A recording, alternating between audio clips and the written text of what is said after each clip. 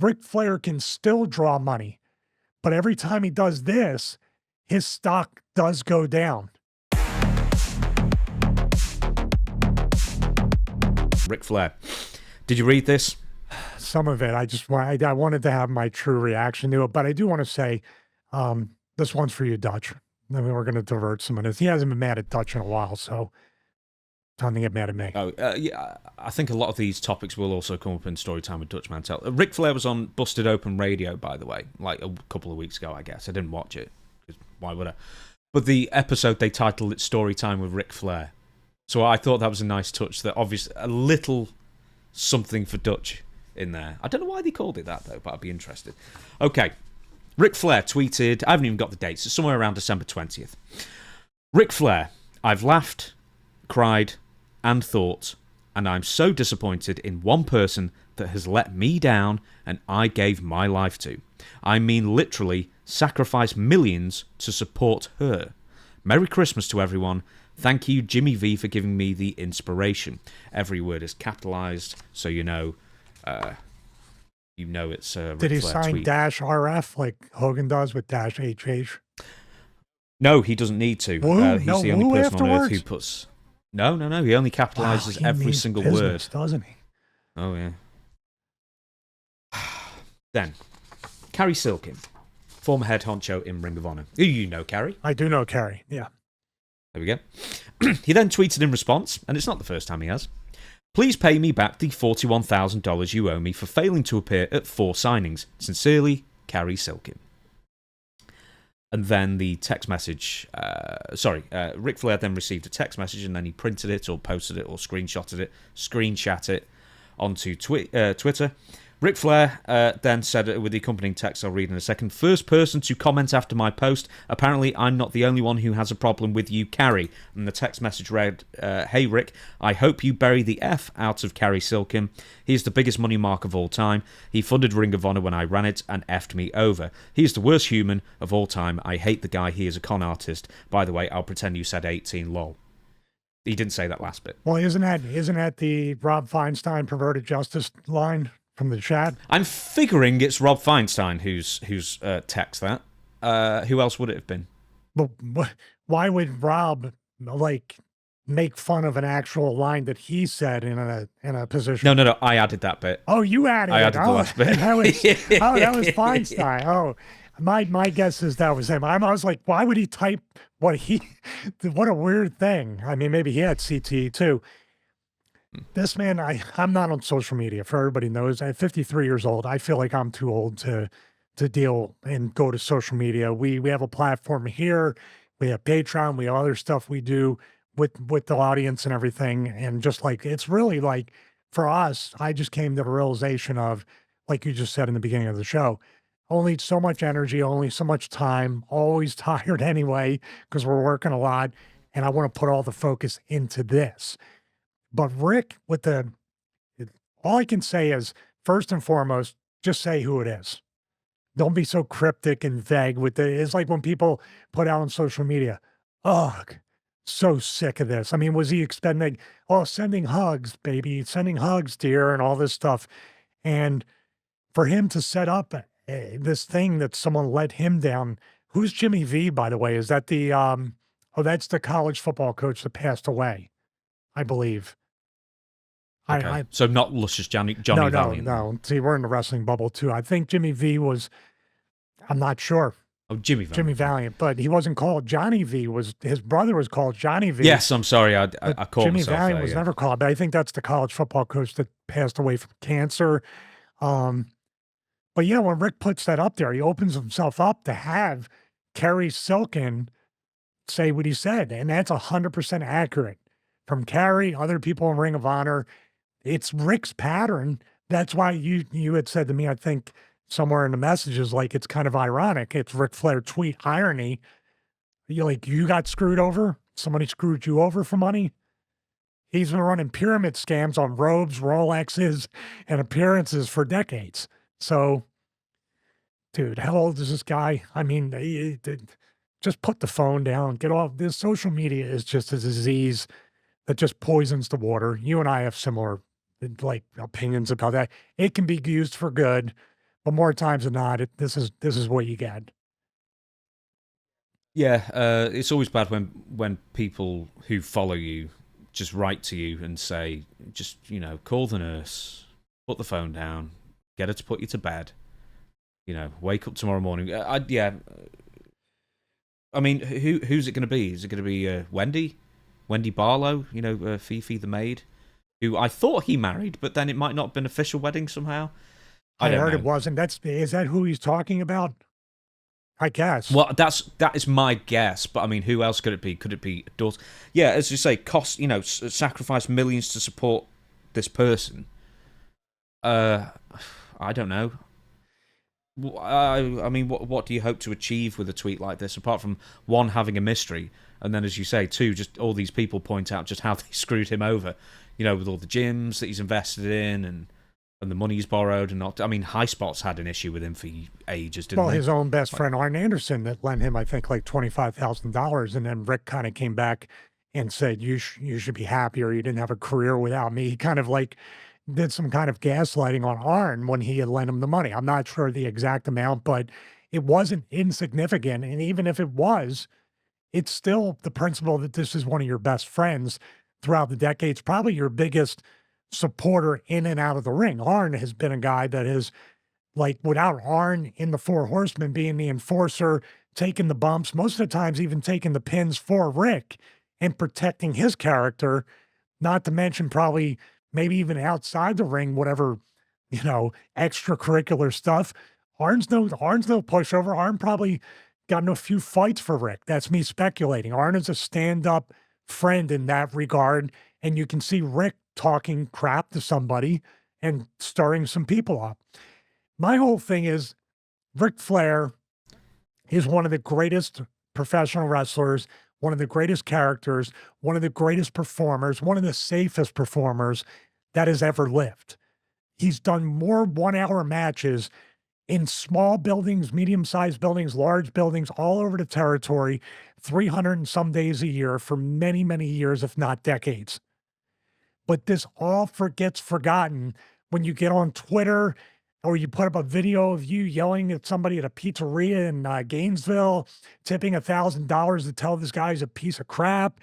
This stuff here, and are we at a point? We talked about it off air before the show because we have elderly family issues, with cognitive stuff, dementia. Are we entering a part of Ric Flair's life where that's creeping up or accelerating? I'm asking an honest question about a human being, not the pro wrestler or anything like that, but the anger, the vitriol, the knee-jerk reaction, the ready, fire, aim, or ready, tweet, aim type of stuff from Ric Flair does come off like he's becoming more unhinged with each, incident that this happens. Do you think this is a more of a mental thing that's going on with him? I don't know. I don't know if it's a breakdown. For whatever reason, I seem to do podcasts or shows or whatever it is exclusively with people who are not fans of Ric Flair. Shane and you and Dutch. I don't know if this is all one just giant coincidence. I'm a fan as a person. As a person, but that's just the way it is. He might not be a fan of mine. I'm sure people aren't fans of mine. I'm sorry, Shane gets very polarizing things, just based on the wrestling career, not based on the man. We're talking about the opposite. Now, like I'm saying with Shane, as far as a performer, might not be your cup of tea. His promos, the cursing in ECW, the stuff with Ric Flair with the angle from different companies and all this stuff. But as a human being, as a man, I love Shane. Rick, on the other hand, like I said, as a performer, 7 days a week, twice on Sunday, as they used to say. If I wrestled Ric Flair during my career for the majority of it, I would probably still be wrestling today and making more money because I'm wrestling or I did an angle or a title match or a title, whatever it might be. If Ric Flair's involved, Ric Flair drew money. Ric Flair can still draw money, but every time he does this, his stock does go down. There's always going to be somebody that's going to book Ric Flair, by the way. Even if you screw Cary out of 41 grand, how many years? We're talking about almost a decade, right? Like after he retired from WrestleMania 24 in Orlando, he did this stint with Ring of Honor. Am I incorrect with that? Yeah, I'd say it was more 15 years ago, yeah. So whenever it was. So basically, these things come up. People are still going to book him. Ric Flair is charismatic. He's friendly when he wants to be. He's not so friendly in some situations when he doesn't want to be. And that just ruins the legacy. And Ric Flair, he is a name that you attach. Everybody talks about their legacy.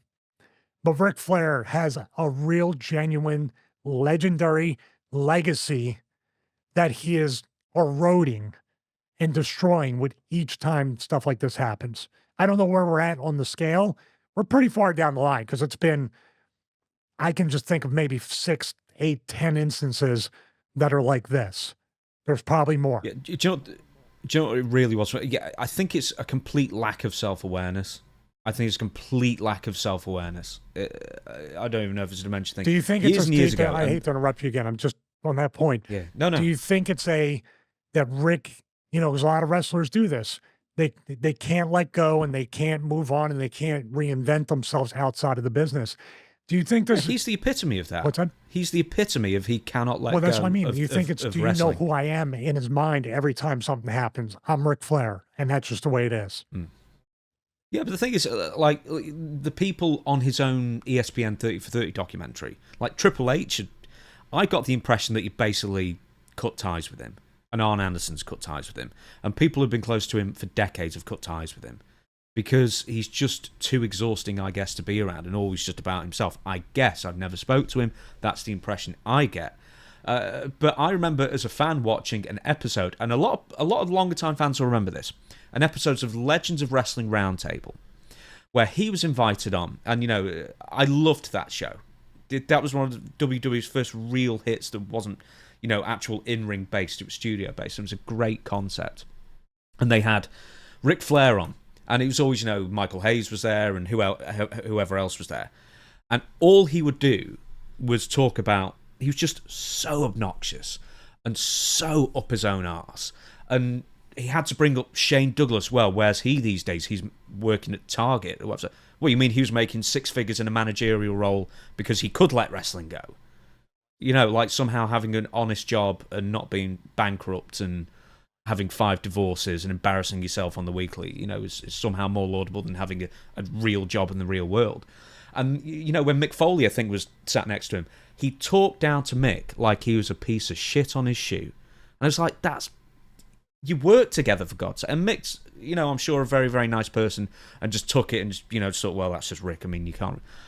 That was my first exposure to what I guess Ric Flair is like in real life. He puts himself on this pedestal, so above everybody else, but that he feels like he's literally above everyone else, and you should be shining his shoes and complimenting him all the way. I've met a couple of wrestlers over the years that are like that, where they think that you should just defer to them and revere them, and everything they've ever done. Everybody's a mark, whether you're in or out of the business, because they're so far above everybody. Yeah, I watched some of his Legends Roundtables. This is the trick. This is why guys like myself, Maven, and I would put Shane and other people in that category as well. It's hard for wrestlers or professional athletes or entertainers to speak about other people and put them over before themselves.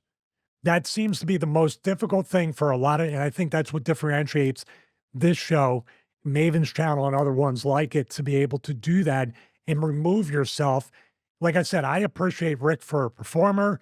Whatever he is as a person doesn't affect me, but he still wakes up every day thinking, I'm better than Stevie Richards. I'm better than Mick Foley.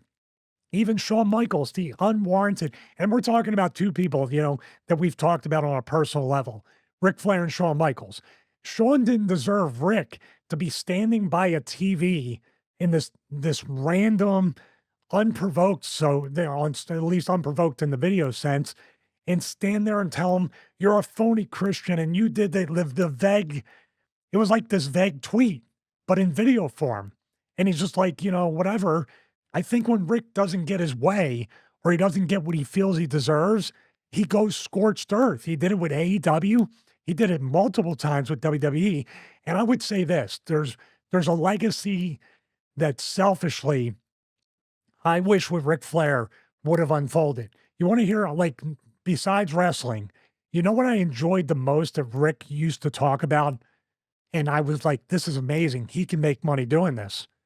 When he would talk Mhm. about football, basketball, or other sports, he sounded every bit as good as any of those sports analysts. He has a great appreciation, a love, and a passion. And one thing he didn't do that was paramount during these things, he never brought it back to himself. He was talking about all the athletes, the games, and all that stuff. And I said, this is the next career for Rick. Even in a cameo role, I think he's been on ESPN a bunch of times. He talked about it on his podcast. Um, a bunch of things. He talked about football with when he was doing it with Mark and Adam, maybe a little bit with Conrad, but he had a real knack and a charisma and knowledge for that stuff. And I feel like stuff like this would hold back a legitimate network from saying, nah, we're not, that's an embarrassment. We're not doing that. He could have had a second career doing that, making really good money, doing what he does anyway, watching sports. Mhm. Yeah, it wasn't Conrad's fault. So obviously, when Mark Madden and Rick had their falling out, when Rick decided he wanted to get back into podcasting, and then he was with Conrad, and like, man, Rick ruined those shows. It was not Conrad's fault.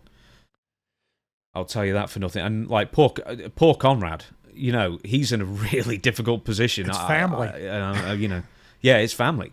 So there you go. And you know that got cancelled, and yeah, it was Rick who ruined it. He's one of those podcasters who should have done so much better because of just purely his name and his experience, and then didn't.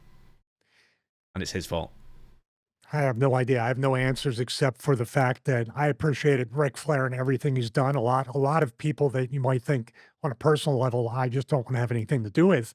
But that doesn't make me, as I repeated multiple times, I don't look at that and go, Rick is a jerk or the Rick Doubletree incident. Remember that? That's what I mean. Yeah. Like he really does, either in a loud sense or in a quiet round table situation, he will always try to step on the other people to make himself more than what they are. It's insecurity. Oh, I 100%. think that's yeah. That's what every wrestler gets. Dude, we all want to make pretend we're somebody else. I got into wrestling because I didn't like who Michael Manna was. I wanted to make pretend I was somebody else. Insecurity is it's the linchpin, the cornerstone of the entire wrestling business. It wouldn't be a wrestling business or wrestlers if there wasn't insecurity.